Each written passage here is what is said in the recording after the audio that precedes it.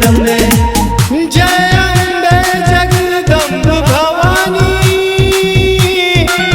आपन कृपा देखावा। दुनिया त्राही माम करे अब त कल युग में आवा। अब कल युग में आवा। जय अम्बे जगदम्बे, जय अम्बे जगदम्बे, जय अम्बे जगदम्बे, जय अम्बे जगदम्बे।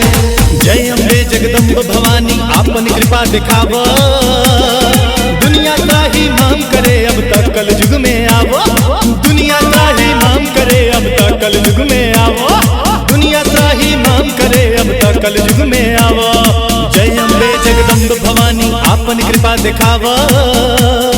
दुनिया त्राही माम करे अब तक कल युग में आवो। दुनिया त्राही माम करे अब तक कल युग में आवो।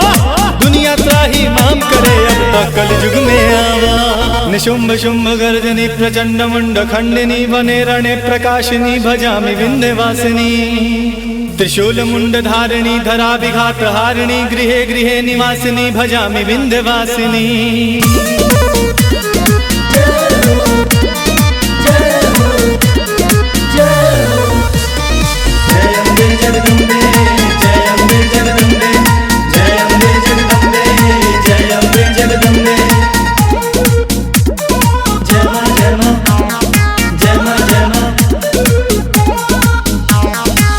तोहरी चरनिया के शक्ति अपार बा। आके बचा लो मैया मचल हाहाकार बा। मचल हाहाकार बा हो मचल हाहाकार बा। तोहरी चरनिया के शक्ति अपार बा। आके बचा लो मैया मचल हाहाकार बा।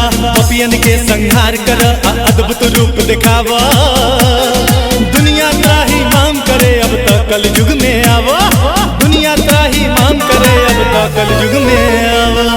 दरिद्र दुख हारिणी श्रुतां विभूति कारिणी वियोग शोक हारिणी भजामि विंध्यवासिनी।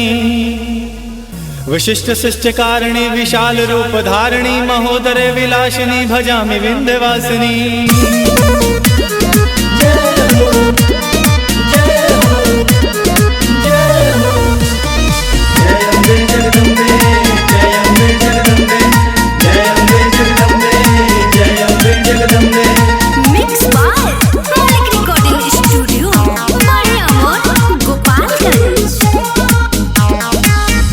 दृष्टि खोला तानी दुखी संसार बा।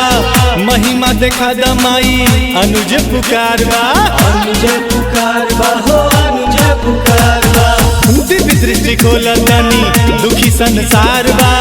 महिमा देखा दमाई अनुज पुकार बा। भगतन के कल्याण कर कल युगी अवतार दिखावा। दुनिया त्राही माम करे अब तक कल युग में आवो। दुनिया त्राही माम करे अब तक कल युग में आवा। दुनिया त्राही माम करे अब तक कल युग में आवा। दुनिया त्राही माम करे अब तक कल युग में आवा। दुनिया त्राही माम करे अब तक कल युग में आवा। भोजपुरी।